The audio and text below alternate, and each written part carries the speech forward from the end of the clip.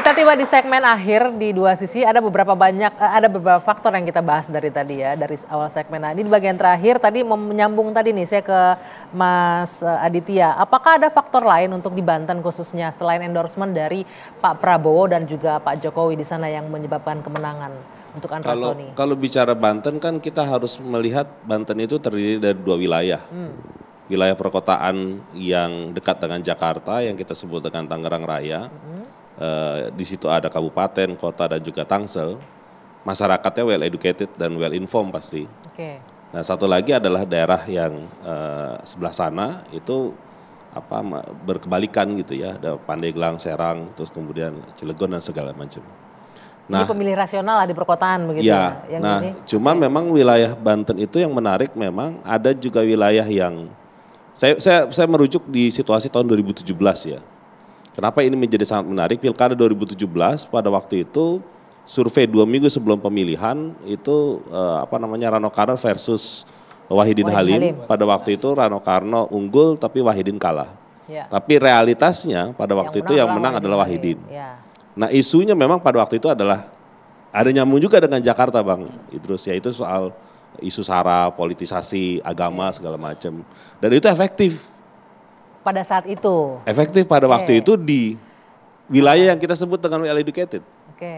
Nah, kita tidak tahu apakah konteks masyarakat Banten itu sebegitu ambigunya melihat situasi pilkada ya. Karena ada faktor lain juga yang mungkin juga mempengaruhi soal politik uang. Yang memang katanya yang saya dengar kabarnya itu juga relatif tinggi. Apa politik uang di Banten ini? Anda melihat ada hal tersebut? Itu yang orang banyak bercerita bahwa di sana juga relatif kuat gitu ya. Soal permisifnya masyarakat ketika menerima soal uang. Nah, itu di hari-hari terakhir itu kita tidak tahu apakah yang terjadi soal itu.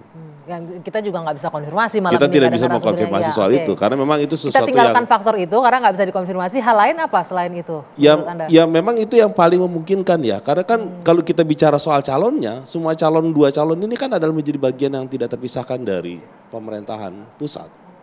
Pendukungnya Pak Prabowo juga. Gitu. Jadi bukan persoalan, kalau saya menduga itu bukan persoalan endorsement gitu. Tapi memang ada real di lapangan yang mungkin akan bisa membuat kemenangan. Ya seperti di dalam real politik itu Bang Idrus sangat paham gitu ya. Akan ada banyak cara untuk bisa memenangkan pertarungan. Bang Idrus, kalau dari kacamata Anda yang melihat bahwa ini Airin yang di awal cukup tinggi kan elektabilitasnya, tapi kemudian sampai hasilnya seperti ini, faktor apa menurut Jadi memang saya katakan tadi bahwa kalau kita melihat elektabilitas ya memang startnya Airin itu cukup tinggi, 70-an ya.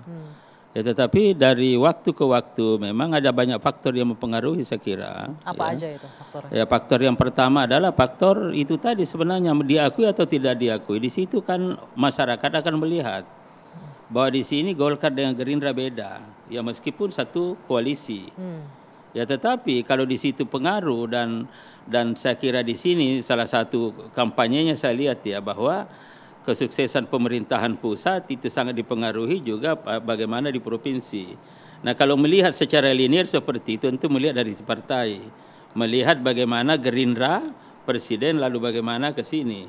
Itu juga ada faktor-faktor. Nah, kalau ini misalkan diolah sedemikian rupa sebagai salah satu instrumen politik dan kemudian nanti akan memberikan kemudahan-kemudahan kepada pemerintah yang ada di bawah, itu pasti ada pengaruhnya. Itu diakui atau tidak diakui gitu lah. Itu salah satu faktor. Itu yang diyakini masyarakat di sana. Ya itu diyakini gitu loh. Karena ini masyarakat ini kan selalu kan harapan masyarakat itu kan cuma 3. Yang pertama bagaimana masalahnya bisa diatasi. Yang kedua bagaimana kebutuhannya bisa terpenuhi. Dan yang ketiga adalah secara visioner memberikan harapan masa depan yang lebih baik. Kan itu kan sebenarnya. Nah, kalau ini yang dikampanyekan, tentu siapa yang paling memungkinkan untuk itu? Yang paling memungkinkan adalah kebijakan dari atas yang dilakukan secara linear ke bawah. Dari pemerintah pusat. Nah, siapa yang paling memungkinkan di situ yang paling dekat dari sisi partai? Ya Partai Gerindra dibanding dengan Golkar misalkan. Baik, saya ke. Nah, kecuali Gerindra dengan Golkar sama-sama itu jauh lebih mudah karena itu bisa diklaim sedemikian rupa tentang Kim itu.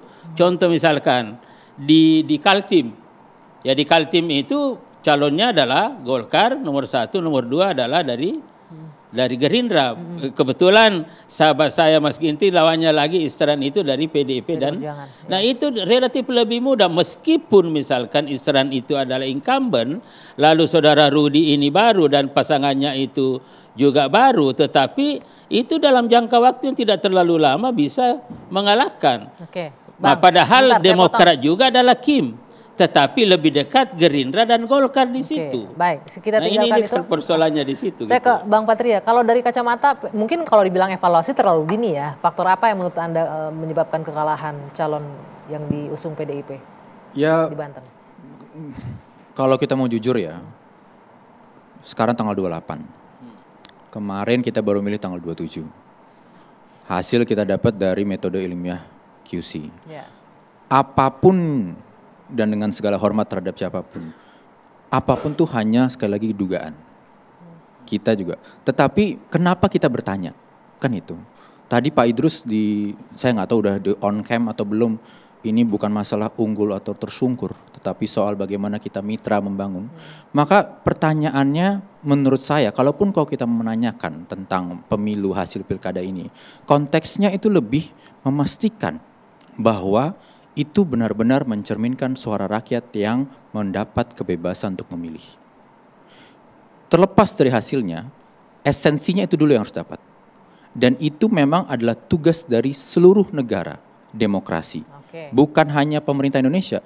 Negara manapun yang menganut sistem demokrasi harus menunjukkan dan membuktikan kepada rakyatnya bahwa hasil pemilu memang hasil free election. Oke. Hasil pemilu memang free election. Terakhir Mas Andika sedikit, apa yang bisa kita pelajari hikmah dari pelaksanaan pilkada? Tadi kan disebutkan bahwa partisipasi masih rendah, kemudian apa yang bisa jadi bahan evaluasi di sini? Ya, saya melihat bahwa yang pertama catatan kritisnya adalah pilkada serentak ini harusnya menjadi momen yang sangat penting bagi masyarakat Indonesia untuk menunjukkan partisipasinya. Tetapi karena kita sudah sangat letih ya dalam Pilpres dan pemilu 2024, ini yang membuat pilkada serentak tidak seseksi Pilpres dan pemilu 2024. Yang kedua yang menjadi catatan saya juga, kenapa hasil terutama kalau kita lihat di Jakarta dan juga Banten ya, pilkada ini tidak menemukan satu formula yang baku, karena memang sekarang ketua umum partai politik ya saat yang bersamaan juga menjadi menteri, banyak yang menjadi menteri. Kalau kita lihat ya bahwa dukungan real ketua umum parpol itu kan ketika dia hadir turun ke lapangan. Tetapi ini karena bertepatan dengan 100 hari pemerintahan baru, pasti juga konsentrasi para menteri terbelah ke situ. Dan distribusi sumber dana dalam pilkada serentak ini juga tidak mudah. Ya, karena kalau harus membiayai 541 pilkada pada saat bersamaan itu sangat membebani secara finansial. Juga dananya ya. Baik, terima kasih Mas Andika, Mas Idrus, terima kasih Bang Patria, Mas Aditya. Siapapun bisa mungkin mengklaim dari hasil hitung cepat sementara saat ini, tapi kita sama-sama harus menghormati proses dan kita juga akan menantikan hasil real count yang dilakukan oleh KPU. Saya Dwi Anggia, kita tutup dua sisi malam hari ini. Terima kasih Bapak-Bapak, terima kasih teman-teman mahasiswa dari Bakri dan juga Al-Azhar. Kita jumpa lagi pekan depan. Sampai jumpa.